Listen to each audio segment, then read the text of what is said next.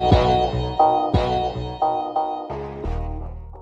हम लोग संस्कृत में संस्कृत के तीसरे नंबर चैप्टर को पढ़ेंगे जिसका नाम है अलस कथा। अलस कथा यानी कि आलसियों की कहानी। तो सबसे पहले आपके दिमाग में सवाल यह आता है कि आखिर इस चैप्टर, इस कहानी के शीर्षक का नाम अलस कथा ही क्यों रखा गया। तो अलस कथा इसका नाम इसलिए है क्योंकि इस पूरे कहानी में आलसियों के बारे में बताया गया है। आलसियों के बारे में एक छोटी सी कहानी है जिसके बारे में ही हम लोगों को पढ़ना है, और चूंकि यह कहानी आलसियों के बारे में है इसलिए इसके शीर्षक का नाम अलस कथा रखा गया है। तो सबसे पहले हम आपको इस पूरे कहानी का हिंदी में अर्थ बताएंगे, वो भी बड़े सिंपल भाषा में, बड़े बारीकी से समझा करके बताएंगे, किस्से की तरह बताएंगे, ताकि एक एक लाइन का अर्थ आपको अच्छे तरीके से याद हो जाए। तो चलिए बिना समय गवाए हम लोग शुरू करेंगे, लेकिन उसके पहले यदि आप लोग चैनल पर नए हैं तो चैनल को जरूर सब्सक्राइब कर लीजिएगा ताकि आगे के भी हर एक वीडियो का नोटिफिकेशन आपको मिल सके। तो सबसे पहले हम आपको अर्थ बताएंगे और उसके बाद प्रश्न उत्तर की तरफ बढ़ेंगे। तो अर्थ आप लोग सबसे पहले ध्यान से समझिएगा, क्योंकि अगर अर्थ समझ जाते हैं तब एक एक प्रश्न का उत्तर आप लोग खुद से भी दे सकते हैं। तो देखिए, सबसे पहले हम लोग जानते हैं कि इस कहानी के लेखक कौन है। तो आप लोग ध्यान रखिएगा, इस कहानी के लेखक हैं विद्यापति। ठीक है, विद्यापति का नाम आप लोग सुने होंगे। तो इस कहानी के लेखक हैं विद्यापति और वे एक मैथिली कवि हैं, यानी कि विद्यापति को मैथिली कवि बोला जाता है। आप लोग ध्यान से समझिएगा और ध्यान से याद रखिएगा, इस कहानी के लेखक हैं विद्यापति जो कि एक मैथिली कवि हैं। अब आप लोग अगले 2-3 मिनट तक हमारे बात को ध्यान से सुनिएगा, क्योंकि संक्षेप में इस पूरे कहानी के बारे में हम आपको बता देते हैं। तो आप लोग ध्यान से समझिएगा। मिथिला के एक मंत्री हैं जिनका नाम है बीरेश्वर। क्या नाम है? तो बीरेश्वर नाम है, जो कि एक मिथिला के मंत्री हैं। वे बड़े दानशील हैं, इतने दानशील हैं कि वे आलसियों को प्रतिदिन भोजन और वस्त्र देते हैं। यानी कि जो मानसिक रूप से आलसी हैं, जिनके पास कार्य करने की क्षमता है लेकिन फिर भी वे कार्य नहीं करते हैं, आलसी हैं, उनको वो खाना देते हैं और पहनने के लिए वस्त्र भी देते हैं। और प्रतिदिन उनके पास कुछ न कुछ आलसी आता है जिसको वे भोजन और वस्त्र देते हैं और उसके बाद आलसी चले जाते हैं। धीरे धीरे क्या होता है कि उनके पास आलसियों की संख्या बढ़ने लगती है। जाहिर सी बात है कि जहां पर भी फ्री में कोई सामान मिलता है तो वहां पर भीड़ धीरे धीरे बढ़ने लगता है। तो उसी प्रकार से मिथिला के मंत्री बीरेश्वर के पास भी होता है कि धीरे धीरे संख्या आदमियों की बढ़ने लगता है, यानी कि आलसियों की संख्या बढ़ने लगता है। तो वहां पर के जो बाकी मंत्री हैं वे लोग कहते हैं कि लगता है कि कुछ धूर्त लोग आ गए हैं, यानी कि बनावटी आलसी आ गए हैं। मतलब हमारे पास जो संख्या बढ़ रहा है, जो भीड़ बढ़ रहा है आलसियों का, उसमें सभी लोग आलसी नहीं हैं, इसमें कुछ बनावटी आलसी हैं जो कि भोजन और वस्त्र के लोभ में हमारे पास आए हैं। तो वे लोग निश्चय करते हैं कि जो धूर्त लोग हैं, जो बनावटी आलसी हैं, उनको परीक्षा लिया जाना चाहिए, जिससे यह पता लग जाए कि कौन लोग असली आलसी हैं और कौन लोग बनावटी यानी कि नकली आलसी हैं। और यही सोच करके जो बीरेश्वर के मंत्री हैं वे लोग क्या करते हैं कि परीक्षा लेने की सोचते हैं। और परीक्षा कैसे लिया जाता है आप लोग ध्यान से समझिएगा। जब रात में सभी आलसी सोए हुए रहते हैं तो आलसियों के घर में आग लगा दिया जाता है। आग लगने से क्या होता है कि जो धूर्त लोग होते हैं, जो बनावटी आलसी होते हैं, वे लोग जैसे ही आग देखते हैं कि घर में आग लग गया तो वे घर से निकल करके भाग जाते हैं। लेकिन जो सही का आलसी रहता है उसमें 4 लोग वहीं पर सोए रह जाते हैं। बहुत कस के आग लग जाता है लेकिन फिर भी 4 लोग अभी भी सोए हुए हैं। और वे लोग इतने बड़े आलसी हैं, इतने जबरदस्त आलसी हैं कि जिस चादर को ओढ़ करके सोए हुए थे अभी भी वो वैसे ही ओढ़ करके सोए हुए हैं, और ओढ़ करके सोते सोते ही आपस में बातचीत कर रहे हैं, लेकिन चादर तक को नहीं हटा रहे हैं। इतने बड़े आलसी हैं। और जब आग कस के लग जाता है, जो पहला आलसी है उसमें से सोए सोए बोलता है, वैसी चादर ओढ़े बोलता है कि कैसा शोरगुल है, यानी कि जो हल्ला हो रहा है यह कैसा हल्ला है। तो जो दूसरा आलसी है वह बोलता है कि हमारे घर में आग लग गया है। ठीक है, पहला आलसी क्या बोलता है कि कैसा हल्ला है, तो दूसरा आलसी बोलता है कि हमारे घर में आग लग गया है। बोल तो रहा है, बातचीत कर रहा है, लेकिन अभी भी वह आग लगे हुए घर में ही सोया हुआ है। जब दोनों का बात तीसरा आलसी सुनता है तो तीसरा आलसी बोलता है कि यहाँ कोई धार्मिक पुरुष नहीं है जो भींगा हुआ वस्त्र हम लोग को ओढ़ा दे, जिससे क्या होगा कि जब भींगा हुआ वस्त्र हम लोग ओढ़ लेंगे तो आग हमारा कुछ नहीं कर पाएगा। तो जो तीसरा आलसी है वो भी भागने के बजाय यह बोल रहा है कि यहाँ कोई धार्मिक पुरुष नहीं है जो भींगा हुआ वस्त्र हम लोग को ओढ़ा दे, जिससे हमारी रक्षा हो जाए। तो चौथा व्यक्ति है, यानी कि जो चौथा आलसी है, वह बोलता है कि अरे बाचाल तुम चुपचाप नहीं रह सकते हो। यानी कि जो चौथा आलसी है वह इतना ज़्यादा आलसी है कि वह बोल भी नहीं सकता है, बोलने में भी आलस कर रहा है, सुनने में भी आलस कर रहा है। तो यह जब बात मंत्री लोग सुनते हैं कि चारों आलसी आपस में बातचीत कर रहे हैं लेकिन नहीं भाग रहे हैं, तो वे चारों मंत्री अंदर जाते हैं, यानी कि घर के अंदर जाते हैं और चारों आलसियों का बाल पकड़ करके खींच के बाहर लाते हैं कि अरे व्यक्ति तुम मर जाओगे, इतना ज़बरदस्त आलसी तुम लोग हो कि तुम लोग मर जाओगे। और बाल पकड़ करके खींच के बाहर लाते हैं और बाहर लाने के बाद पता चल जाता है कि यही चारों व्यक्ति है जो कि असली आलसी है, और जो भाग जाते हैं वह बनावटी यानी कि नकली आलसी हैं। और जब पता चल जाता है कि यही चारों असली आलसी हैं तो चारों को और अधिक मात्रा में भोजन और वस्त्र दिया जाता है, क्योंकि वीरेश्वर तो आलसियों को ही वस्त्र और भोजन देते थे, तो इसलिए उन चारों को और अधिक मात्रा में भोजन और वस्त्र दे करके विदा कर दिया जाता है। तो कुल मिलाकर के यही कहानी है, इसी के बारे में पढ़ना है और इसी के बारे में हम आपको विस्तार रूप से बताते हैं। तो चलिए अब हम लोग चलते हैं इसके अर्थ की तरफ कि अगर परीक्षा में आपसे अर्थ पूछ दिया जाए तो किस प्रकार से आप लोग लिखेंगे। देखिए यहाँ से आप लोग ध्यान से समझिएगा, क्योंकि अगर यहाँ से आप लोग ध्यान से समझते हैं तो आपका ऑब्जेक्टिव क्वेश्चन भी अच्छे तरीके से क्लियर हो जाएगा। तो सबसे पहले कह रहा है कि मिथिला में वीरेश्वर नाम का मंत्री था और वह स्वभाव से दानी तथा दयावान था। अभी हम आपको बताएं कि मिथिला में वीरेश्वर नाम का मंत्री था और वह स्वभाव से दानी तथा दयावान था। वह सभी संकटग्रस्तों और अनाथों का प्रतिदिन इच्छा अनुसार भोजन देता था। उसके बीच आलसियों को अन्न और वस्त्र भी दिया जाता था, यानी कि जरूरतमंद लोगों को जब भोजन दिया जाता था तो वैसे में आलसियों को भी भोजन और वस्त्र दिया जाता था। अब चलिए यहाँ से कह रहा है कि प्रस्तुत श्लोक विद्यापति द्वारा रचित पुरुष परीक्षा ग्रंथ से संकलित आलसियों से लिया गया है। ऑब्जेक्टिव क्वेश्चन में पूछा जाता है कि विद्यापति द्वारा रचित जो अलस कथा है वह कहाँ से लिया गया है, तो आपका जवाब होगा कि पुरुष परीक्षात नामक ग्रंथ से लिया गया है। आप लोग ध्यान रखिएगा। उसमें कवि उन लोगों पर व्यंग्य किया है जो बिना परिश्रम के जीवन जीने का प्रयास करते हैं। बिना परिश्रम के जीवन जीने का प्रयास करते हैं यानी कि आलसियों के बारे में बताया गया है। जिसकी स्थिति खराब होती है उसमें सबसे प्रथम आलसियों को बताया गया है, यानी कि सबसे प्रथम आलसियों को बताया गया है कि इनकी स्थिति तो सबसे ज़्यादा खराब होता है। अब चलिए उसके बाद कह रहा है कि जो कुछ नहीं कर सकता, यानी कि आलसियों के बारे में कहा जा रहा है कि जो कुछ नहीं कर सकता, जठर ग्रंथि से जलते हुए आग भी उनका कुछ नहीं कर सकता, यानी कि वे भूखे मर जाएंगे लेकिन कोई काम नहीं करेंगे, इतने आलसी होते हैं। आलसी और भूख से पेट जल रहा है उसके बाद भी आलसी लोग खाना नहीं बनाते हैं, ठीक है, और अगर खाना बना लें तो यह असंभव है। यानी कि आलसियों के बारे में यहाँ पर विद्यापति कहते हैं कि जठर ग्रंथि से, आप सभी लोग जानते हैं कि हमारे पेट में जठर ग्रंथि पाया जाता है, तो कह रहे हैं कि जठर ग्रंथि से पूरा पेट जलते रहता है, भूख से तड़पते रहता है। यानी कि जो आलसी होते हैं उनका पेट जलते रहता है, भूख से तड़पते रहता है, फिर भी वो वे खाना बना लें, यह तो असंभव बात है। तब आलसी लोगों के लाभ सुनकर वहां तोंद बढ़ाने वाले लोग भी जमा हो जाते हैं। अब चलिए यहां से आपका असली कहानी शुरू होता है। कह रहा है कि प्रस्तुत श्लोक विद्यापति द्वारा रचित पुरुष परीक्षा में संकलित अलस कथा से लिया गया है, जिसमें सभी लोग सुख सुविधा के जीवन का यापन करना चाहते हैं। बिना मेहनत किए हुए अपने जातियों के सुख को देख करके कौन जंतु नहीं दौड़ता है। यानी कि यहाँ पर लेखक कहते हैं कि अपने जातियों के सुख को देख करके कौन जंतु नहीं दौड़ता है। यानी कि आप लोग देखते होंगे कि जब मनुष्य को कहीं पर भी फ्री में मिलता है तो सारे मनुष्य दौड़ जाते हैं। अगर कुत्ते लोग को कहीं पर मांस मिल जाए तो सारा कुत्ता दौड़ पड़ता है। उसी प्रकार से यहाँ पर लेखक कहते हैं कि अपने जातियों के सुख को देख करके कौन जंतु नहीं दौड़ता है। उसके बाद आलसियों के सुख को देख करके धूर्त लोग भी बनावटी आलसी दिखा करके भोजन ग्रहण करने लग जाते हैं। इसके बाद आलसियों पर अत्यधिक खर्चे को लेख करके, यानी कि हम आपको बता रहे थे कि धीरे धीरे वहां पर आलसियों की संख्या बढ़ने लगता है, तो जाहिर सी बात है कि जब आलसियों की संख्या बढ़ने लगा तो खर्चा भी अधिक होगा। तो इसी बात को देख करके सब मिल करके विचार करते हैं कि जो बुद्धि में अक्षम है उनके लिए दयापूर्वक मालिक सामान दिलवाते हैं। यानी कि जो आलसी हैं जिनके पास बुद्धि नहीं है उनको तो जो मालिक है, यानी मालिक कहने का मतलब कि जो वीरेश्वर हैं वह सामान दिलवाते हैं, लेकिन धोखा करके भी आलसी लाभ ग्रहण कर रहे हैं। यह हम लोगों की लापरवाही है। यानी कि जो आपस में सेवक हैं, जो मंत्री है, वह विचार करते हैं कि मालिक तो सभी आलसियों को देते हैं, लेकिन यहाँ पर धोखा कर करके कुछ मूर्ख आलसी, कुछ धूर्त आलसी भी यहाँ पर आ गए हैं।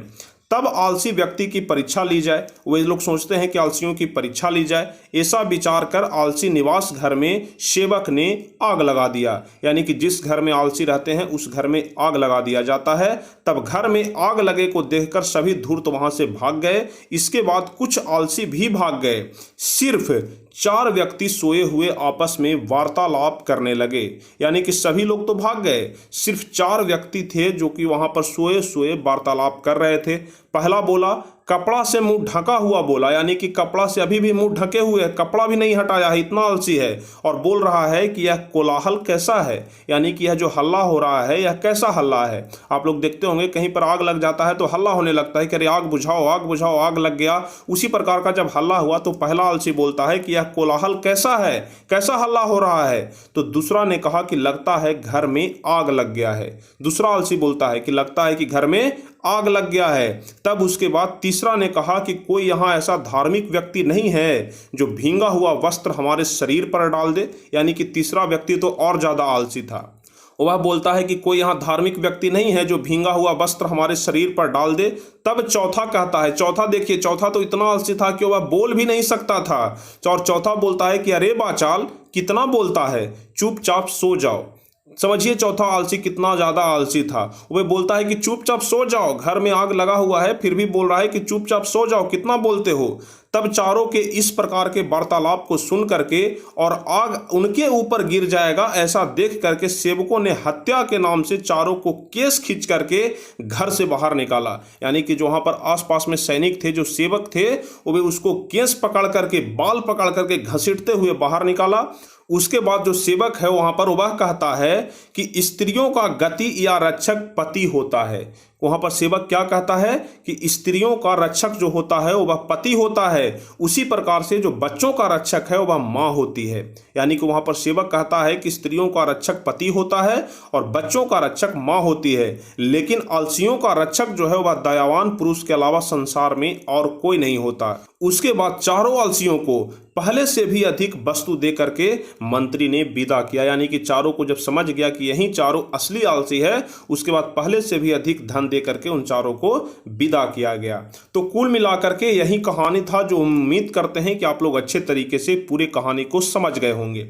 अब चलिए हम लोग देखते हैं मौखिक प्रश्न जो कि आपकी कहानी में दिया गया है। बहुत सारे मौखिक प्रश्न हैं और उसके बाद लिखित प्रश्न भी हैं। तो चलिए पहले हम लोग मौखिक प्रश्न को देख लेते हैं। तो मौखिक प्रश्न में है कि अधोलिखितानाम प्रश्नानाम उत्तराणि बदत, यानी कि नीचे लिखे हुए प्रश्नों का उत्तर बोलना है, क्योंकि मौखिक प्रश्न है तो बदत, बदत यानी कि बोलना, तो मौखिक प्रश्न का उत्तर बोलना है। तो पहला प्रश्न है कि इयम कथा कस्मात् ग्रंथात् उद्धृता अस्ति, यानी कि यह जो कथा है वह कौन से ग्रंथ से लिया गया है। हम आपको बता रहे थे कि यह जो कथा है वह कौन से ग्रंथ से लिया गया है, तो इसका सही जवाब हो जाएगा कि पुरुष परीक्षा ग्रंथ से लिया गया है। किस ग्रंथ से?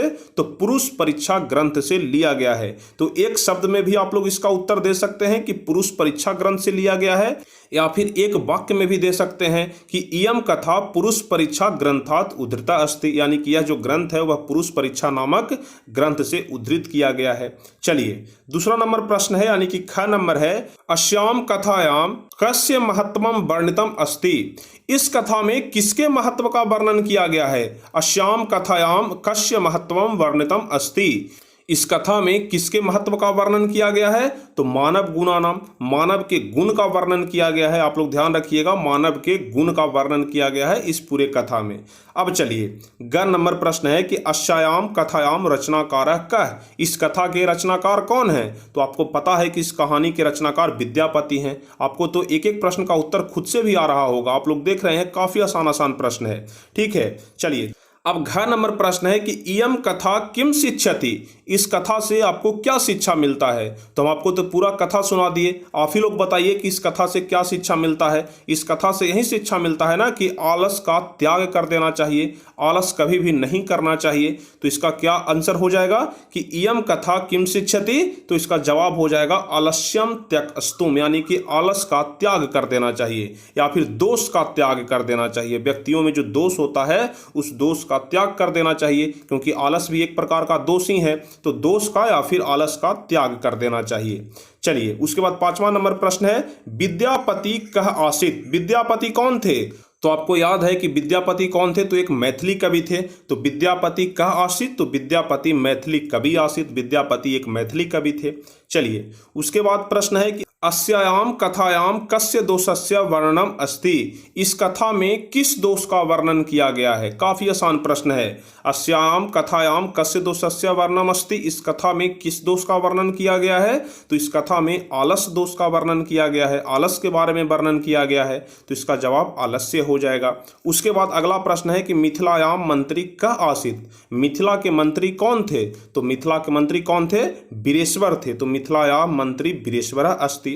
उसके बाद कह रहा है कि कम दृष्टवा सर्वे धूर्ता पलायिता, क्या देख करके सभी धूर्त वहां से भाग गए, पलायित हो गए। कम दृष्टवा सर्वे धूर्ता पलायिता, तो आप सभी लोगों को पता है कि जब घर में आग लगा उसके बाद आग को ही देख करके सभी धूर्त वहां से भाग गए। तो इसका सही जवाब हो जाएगा गृह लग्नो अग्नि, यानी कि घर में लगे हुए आग को देख करके सभी धूर्त वहां से भाग गए। अब चलिए, उसके बाद 5वां नंबर प्रश्न है, यानी कि सबसे लास्ट प्रश्न है, 5वां नंबर नहीं है, सबसे लास्ट प्रश्न है। तो आप लोग इस प्रश्न को ध्यान से समझिएगा। कह रहा है कि अलस्यशालायाम बहुद्रव्य व्ययम दृष्टवा तन्नि योगी पुरुषे की परामिष्टम। कहने का मतलब हुआ कि अलस्यशाला में अधिक मात्रा में खाद्य पदार्थ समाप्त होने लगा तो योगी पुरुष द्वारा क्या सलाह दिया गया। कहने का मतलब हुआ कि जब बहुत सारे लोग, बहुत सारे धूर्त लोग जब एक जगह जमा होने लगे फ्री का भोजन और वस्त्र लेने के लिए, तब जो योगी पुरुष थे वह क्या सलाह दिए। इसी चीज को यहाँ पर पूछा गया है कि अलस्यशालायाम बहुत द्रव्य व्ययम, बहुत ज्यादा खर्च होने लगा। तो इस चीज को देख करके दृष्टवा, देखिए दृष्टवा मतलब होता है इस चीज को देख करके तनि योगी पुरुषे की परामृष्टम, यानी कि क्या परामर्श दिए। तो यही ना परामर्श दिए थे कि जो धूर्त लोग हैं उन, या फिर जो आलसी लोग हैं उनकी परीक्षा लिया जाए। तो इसका सही जवाब हो जाएगा आलसा नाम परीक्षा करतु, यानी कि आलसियों की परीक्षा लिया जाए। एक शब्द में आप लोग जवाब दे सकते हैं कि आलसा नाम परीक्षा करतु, यानी कि आलसियों की परीक्षा लिया जाना चाहिए। तो चलिए, पहला प्रश्न तो समाप्त हो गया। अब उसके बाद दूसरा प्रश्न है कि अधोलिखितानाम प्रश्नानाम उत्तरम एक शब्देन लिखत। एक शब्द में आपको उत्तर लिखना है। जो ऊपर वाला है इसका जवाब एक शब्द या एक वाक्य में देना था, लेकिन नीचे वाला जो प्रश्न है इसका जवाब आपको एक शब्द में देना है। तो पहला नंबर यानी कि क नंबर प्रश्न है कि अग्निम दृष्टवा के पलायिता। आग को देख करके कौन भाग गए। तो इसका जवाब हो जाएगा कि आलसी लोग भाग गए। तो आलसा इसका सही जवाब हो जाएगा। अग्नि दृष्टवा के पलायिता, तो आलसा यानी कि आलसी लोग भाग गए। चलिए, उसके बाद ख प्रश्न है कि कति पुरुषा सुप्ता आसन। कितने पुरुष थे जो सोए हुए रह गए। कितने पुरुष सोए हुए रह गए। तो इसका सही जवाब हो जाएगा कि चत्वार, यानी कि 4 पुरुष, क्योंकि आलसियों की संख्या कितना था, 4 था। तो 4 पुरुष सोए हुए रह गए। उसके बाद अगला प्रश्न है कि एका पुरुषा किम अवदत्, यानी कि जो पहला पुरुष था वह क्या बोला। तो पहला पुरुष यही ना बोला था कि किस चीज का शोरगुल है, कैसा शोरगुल हो रहा है। तो यहाँ पर इसका सही जवाब हो जाएगा कि प्रथम पुरुष क्या बोला, तो बोला कि कथम अयम कोलाहल, कैसा कोलाहल है। पहला पुरुष यही बोला था कि कैसा कोलाहल है। अब उसके बाद घ नंबर प्रश्न है कि द्वितीय पुरुष किम अवदत्। दूसरा पुरुष क्या बोला। तो दूसरा पुरुष यही ना बोला था कि अस्मिन गृहे अग्नि लग्नो अस्ति, लगता है हमारे घर में आग लग गया है। जब पहला पुरुष बोला कि किस चीज का कोलाहल है, तो दूसरा पुरुष बोलता है, यानी कि दूसरा आलसी बोलता है कि हमारे घर में आग लग गया है। उसके बाद अगला प्रश्न है कि तृतीय पुरुष किम अवदत्। जो तीसरा पुरुष था वह क्या बोला। तो तृतीय पुरुष यही बोलता है कि कह अपि धार्मिक न अस्ति, यहाँ कोई धार्मिक पुरुष नहीं है। तो तीसरा व्यक्ति यही बोलता है कि कह अपि धार्मिक न अस्ति। उसके बाद 4 नंबर प्रश्न कि चतुर्था पुरुष किम अवदत्। जो चौथा पुरुष है वह क्या बोला। तो चौथा पुरुष यही बोलता है कि तुष्टि कथम न तिष्ठता, यानी कि तुम लोग चुपचाप नहीं सोए सकते हो, चुपचाप नहीं रह सकते हो, क्यों हल्ला कर रहे हो। चौथा पुरुष यही बोला था। तो इसका सही जवाब हो जाएगा कि तुष्टि कथा न तिष्ठ, तुम लोग शांत नहीं रह सकते हो। उसके बाद अगला नंबर प्रश्न है कि वीरेश्वर का आसित। वीरेश्वर कौन था। तो वीरेश्वर मिथिला का मंत्री था। तो इसका सही जवाब मिथिलाया मंत्री हो जाएगा। उसके बाद अगला प्रश्न है कि तस्य स्वभाव कीदृश आसित। उनका स्वभाव कैसा था, यानी कि जो मिथिला के मंत्री वीरेश्वर जी थे उनका स्वभाव कैसा था। तो उनका स्वभाव कारुणिका दानशीला, यानी कि कारुणिक और दानशील था। उनका स्वभाव कैसा था, तो दानशील था। आप लोग ध्यान रखिएगा। उसके बाद अगला नंबर प्रश्न और मौखिक का सबसे आखिरी प्रश्न है कि अलसा नाम सुखम दृष्टवा के कृत्रिम आलस्य दृष्टवा भोजनम गृहंती अस्मै। यानी कहने का मतलब हुआ कि आलसियों के सुख को देख करके, अलसानाम सुखम दृष्टवा, आलसियों के सुख को देख करके बनावटी आलस बनकर कौन भोजन ग्रहण करते हैं। तो कौन भोजन ग्रहण करते थे? धूर्त लोग ग्रहण करते थे। तो अलसा धूर्ता हो जाएगा, यहाँ पर धूर्ता हो जाएगा, आप लोग ध्यान रखिएगा, क्या हो जाएगा? धूर्ता हो जाएगा। अलसा धूर्ता, जो आलसियों में धूर्त था वही लोग बनावटी आलसी बनकर के भोजन ग्रहण करता था। तो एक एक प्रश्न का आंसर हम आपको बता दिए, एक एक प्रश्न का उत्तर हम आपको बता दिए, आप लोग को भली भांति याद हो गया होगा। तो आज के लिए हम मौखिक प्रश्न तक ही रहने देते हैं, अगले वीडियो में हम लोग लिखित प्रश्न को देखेंगे। तो उम्मीद करते हैं कि आज के इस वीडियो में जो कुछ भी हम आपको बताए हैं, एक एक बात आपको अच्छे तरीके से याद हो गया होगा, एक एक चीज़ आप लोग अच्छे तरीके से समझ गए होंगे। तो चलिए फिर मिलते हैं हम आपसे अगले वीडियो में, और अगले वीडियो में हम आपको लिखित प्रश्न बताएंगे।